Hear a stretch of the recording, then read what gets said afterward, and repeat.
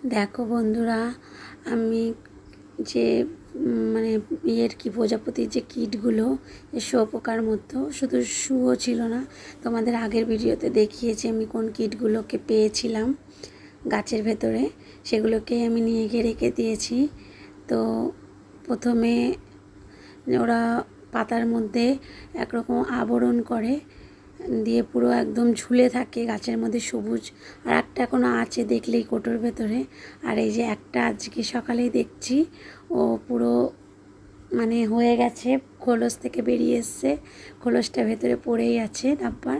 আর একটা হয়নি এখনও, ওটা হলে ওটাও আপডেট দেব।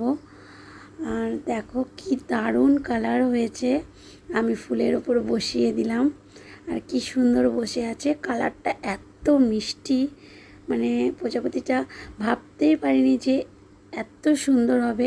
এর